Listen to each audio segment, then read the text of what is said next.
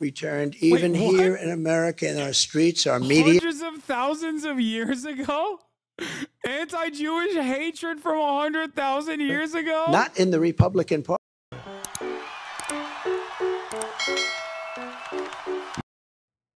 Trump is live from Florida speaking about Israel. Let's go. Wait, is he doing a standing... Oh, is he doing a moment of silence for October 7? Thank you very much. To every family that lost a loved one, I know so many of them, on that terrible day, including several here tonight, we grieve with you, we stand with you, and we make you this sacred and sacred vow, very simple vow, a vow you've heard many times, and sometimes it's honored and sometimes it's not, but this will be honored. Never again. Never again. The monsters who perpetrated, those also took over 250 hostages, men, women, and children, including 12 Americans.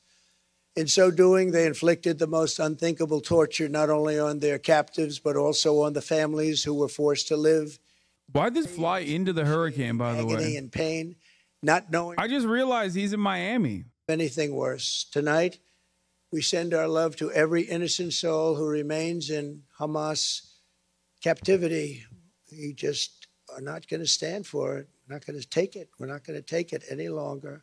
We pray that through the darkness, they know that we have not forgotten them, that we have not forsaken them. We will never forsake them, and we will never abandon them. And with God's help, they will come safely home, and it will be soon. We hope it will be very soon.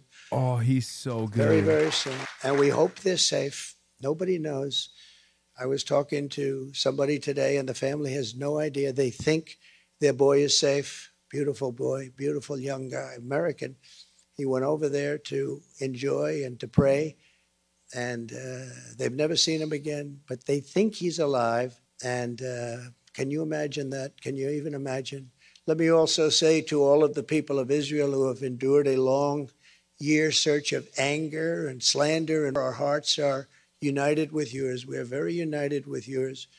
The bond between the United States and Israel is strong and enduring. And if and when they say, when I'm president, I don't say that. I never say that. If and when. Wait, what? You say that all the time. I'm president of the United Trump lies about the States. dumbest It will shit, once again dude. be stronger and closer than it ever was before. We have to win this election. If we don't win this election, there's tremendous consequence for everything. You know, I say that November 5th will be the most important day in the history of our country. I think it will also be the most important day in the history of Israel, if you want to know the truth. I believe that. I think you believe that, too. Thank you. Over the past year, there has been an effort by some to deny the horrors of October 7th, just as some unbelievably deny the Holocaust itself. And you have that, and you have people that actually say, oh, October 7th, it never happened. Where do these people come from? Where do they come from? And they don't believe it. This is one of the funniest lies that he says all the time. I've never heard anyone say that. Like, denying the atrocities aside, you could say that. But absolutely zero people on the planet have said October 7th never really happened. It was a psyop. Also say never, ever forget. We can never forget. The nightmare of that day still hangs.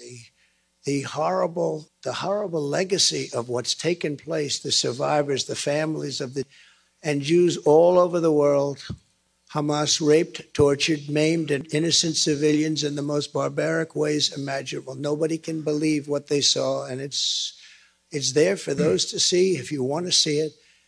It's a terrible thing. I've seen it. They paraglided into a music festival full of life and beauty. From the skies they came and massacred young people who came for joy and happiness and peace. They were loving young people, wonderful young people, beautiful people. One young woman whose friend killed was seen begging on her knees for her life. She was begging, please, please. Her last words were, don't kill me, please don't kill me, before the terror hit her in the face. Elsewhere, a child and an adult were bound together with metal wire. They were burned alive. A baby was through the heart while still in the mother's womb, ready to be born. And today we reaffirm the entire world to hear there can be no acceptance, no excuse, and no understanding of this kind of evil It's the evil like nobody has ever seen before. Nothing can justify it. Nothing can rationalize it. And any person who sympathizes with it, with these terrible atrocities, as a sickness in their soul and a darkness in their heart. And these are people that can never be our allies or our friends. Almost as shocking as October 7th itself is the outbreak of anti-Semitism that we have all seen in its wake. I never thought I was going to see this. Never, ever. This is so incredible to be witnessing. Whoever thought? We thought this was very, very rarefied, putrid air. We never thought we'd see it, and we certainly never thought we'd see it in this country. And a lot of that has to do with the leadership of this country. This attack, yeah, well, that's true. We need leadership. Thank you. Thank you. Thank you. It's very sad to see. I never thought I'd see it. This attack should have rallied the entire world in support of the Jewish people and the Jewish homeland. Instead, an ancient scourge of anti-Jewish hatred. And this was something we thought was left to hundreds and thousands of years ago. I mean, this was something we never thought could happen. The anti-Jewish hatred has returned even here in America, in our streets, our media. Hundreds of thousands of years ago? Anti-Jewish hatred from 100,000 years ago? Not in the Republican Party. I will tell you that. It's not in the Republican Party. And I say that the Republican Party has not been infected by this horrible disease. And hopefully it won't be. It won't be as long as I'm in charge, I can tell you that. These endless candles, photos, and empty chairs remind us why it's so important that the toxic poison of anti-Semitism be condemned, confronted, and stopped. Anti-Semitic bigotry has no place in a civilized society. It has no place in our universities, and it has no place in the United States of America. No place. The real devastation is a 3-minute ad break at the top of the hour, chat. Make no mistake. You can avoid it, though, by subscribing for $6 or for free with a Twitch Prime. Here's the 3-minute ad break now. Lost their lives. Actually, many lost their lives. One of them was Soap makes suds. Moshe Thank you for the 10 gift of subs.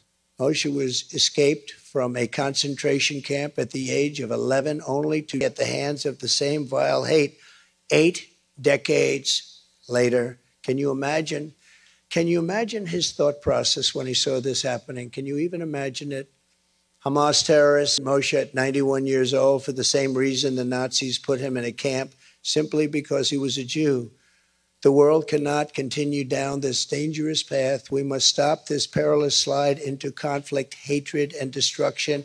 And we must really, honestly stop it now. It cannot go on, because it's going to only get worse if it does. The October 7th attack would never have happened if I was president. The past few years have proven that weakness only begets, and when you see that, it's weakness, but it's also, there's a lot of hatred going around also, not just weakness, it's hatred. There's a lot of hatred on a certain side. What is needed more than ever is a return of unwavering American leadership and unquestioned American strength. We were strong, we were powerful, we were respected like this country has not been respected in many, many decades, just 4 years ago. That's what I intend to deliver as the 47th President of the United States. We're going to deliver everything that we want. As you know, Hamas has now been severely degraded, and Hezbollah has recently been dealt very, very powerful, crippling blows. With strength and the right leadership, the dawn of a new, more harmonious Middle East is finally within our reach. It's finally within our reach. But you have no idea the role that the United States has to play in order to get that ball over the goal line. We have to get it into the end zone. And if it's not the United States, it's not going to happen. It's not going to happen. We have to be able to get it done and get it done properly and get back to a wonderful, beautiful way of life. You have to be able to do it. You have to finish what you began, and you have to finish it quickly. So here is my commitment to you on the solemn date. I will not allow the Jewish state to be threatened with destruction. I will not allow another Holocaust of the Jewish people. I will not allow a jihad to be waged on America or our allies. And I will support Israel's right. I'm the one jihadi voter. And it has to win it fast. No matter what happens, it has to go through. There's nothing funnier than Trump talking about like anti-Jewish hate right next to a 1488 Michael Pillow ad. Okay, I'm sorry. This entire process is so cooked. I love it, dude. And I want to, while we're... Look at that water. Thank Mr. Steve Witkoff, a great entrepreneur in New York and Florida and elsewhere, I think everywhere, frankly. But he's made a major contribution, so I just want you to know that. I think it's appropriate to bring that up. What do you think? And Steve is the only one that doesn't really care if I do, but he's been very generous. Thank you very much, Steve. I appreciate it. With his wonderful, beautiful boy. Here at home, I will defend our American Jewish population. I will protect your communities, your schools, your places of worship, and your values. We will remove the jihadist sympathizers and Jew haters. We're going to remove the Jew haters who do nothing to help our country. They only want to destroy our country. And we will never let the horrors of October 7th be repeated here on American soil. We will not let that happen, and we will solve the problem that we have. If you look at what happened just 2 days ago in New York City, I couldn't believe it. I said, it's starting all over again. The level was as bad as it was last summer. If we can achieve all of that, we can really make sure that those who perished on October 7th will not have in vain. They cannot have in vain. You cannot let that happen. With God's help, their sacrifice will have given way to a safer Jewish homeland, a stronger state of Israel, a more secure America, and at long last, we will have achieved the dream of some generations. We are going to make this. We are going to turn this, and you can never say a total positive because all of those people that have, but we're going to turn this into something where they can be proud of what's happened. They can say, we sacrificed our lives for something very special.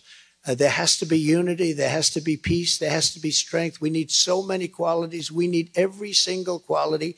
We're going to bring it all together, and we will have peace in the Middle East. We will have strength and resilience, and we will have a very powerful and strong Israel, and I will be with you all the way. Thank you very much. God bless you, and God bless the people. God bless America. Thank you very much. What is this noise? Yeah, I know. Miriam Adelson, the woman right there, the looker right there, that Trump keeps kissing a little bit too much. What's going on, dude? Sheldon is rotting in hell right now. Looking up, going, what the? Yo, are you hitting that? That's the pro-Israel donor with a $100 million plan to elect Trump. I love that they're playing YMCA at the Remembrance event. Is it not at least a little odd that a major presidential candidate has done like 3 to 4 speeches on Israel and anti-Semitism for a people that comprise 2% of the U.S. population and a nation even a sizable majority of what 2% have no connection to? Yeah, Miriam Adelson is giving him $100 million. He will do more of these speeches, okay? And so will Kamala Harris. That's it. That's it. House Speaker Mark Johnson said Hurricane Helene's devastation doesn't require immediate action by Congress to boost federal disaster relief funding. Yeah, they're on the same page. Yeah, Trump is a little bit more extreme than the other page. Like, Trump will go over the annexation of West Bank now. Kamala Harris will go over the annexation of the West Bank at the end of her 4-year term, all things considered. You know, it's just, that's how it goes. There's a stay of execution when you're voting for the Democrats. Like, it's just going to happen. It's more so a time frame on when it will. Jewish school bus wrapped in Hebrew writing belonging to Kalisher Yeshiva was vandalized over Rosh Hashanah. Multiple windows, including the windshield and door, were shattered, and animal feces were thrown into the vehicle. It was parked on Avenue L. According to Flatbush Shramrim, it is alleged that a group of possible Muslim youths... Wait, what? Muslim youths were seen laughing and making anti-Semitic remarks while committing the vandalism, but this is yet to be confirmed by the NYPD. What? That's insane. Like, that is insane to just be like, yeah, we heard that it was Muslims. Then why say it? You know why. Yeah, they were like, I love being Muslim, and a big part of my commitment to Islam is doing anti-Semitic acts. Probably what was going on. That's what they were doing. I love doing Islamic style bad guy. Walking up to a brown kid. Is Muhammad God's prophet? Yeah. That's how they figured it out. Bro, I haven't even looked at the Call Her Daddy podcast shit, and it is shocking that the Call Her Daddy podcast got the goddamn vice president on, and in one day it got 267,000 views. I feel like I could have a higher view count than this. I know the full thing is 40 minutes on the playlist. Trump loves dancing. He's so unserious, dog. He is so ridiculous. This country is so stupid. We're the dumbest country. I'm sorry. We're a bad country. We're bad. We're so bad. We're being dumb. We're being bad. I don't know what else to say about it. We're being bad, naughty, and so stupid that we're harming ourselves now. Hasan, I have a genuine question. I'm very new to the Israel allyship conversation. Why are we so strongly aligned with them? Oh, I feel like I answer this so much. Chatter. We are aligned with Israel because America is a dying empire, and those are our guys in the region. They are important for us in the region that is resource rich and can potentially, if push comes to shove, control a very important trade route.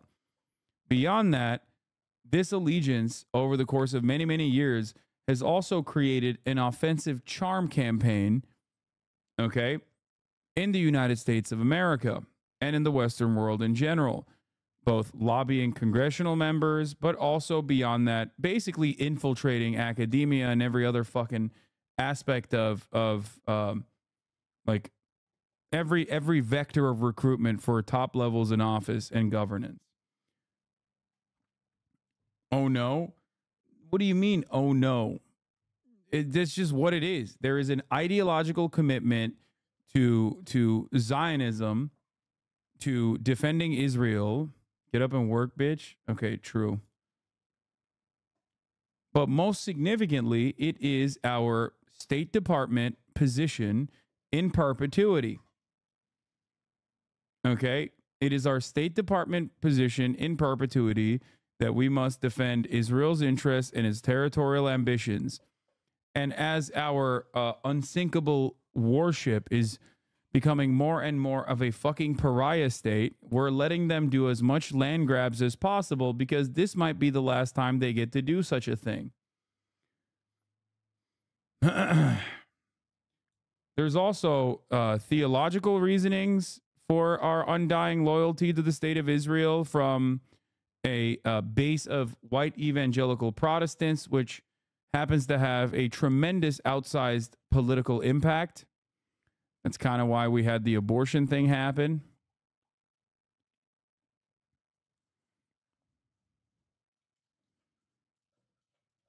But, you know, here's what Aisha Siddiqui had to say about our incredible historic hurricane, Hurricane Milton, making landfall soon. Part of the toll of living under America's managed decline and the abandonment of people is how helpless and distraught one is made to feel in the face of daily horror. We try to get in touch with those we could and offer shelter, but the need far outpaces individual ability. It's a shame that the time you got as an empire was an era of extreme documentation.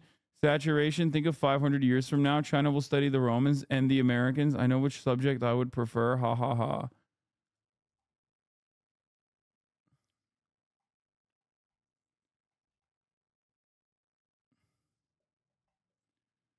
Did you see Netanyahu place mics in the former prime minister's toilet? Oh, you mean Boris Johnson?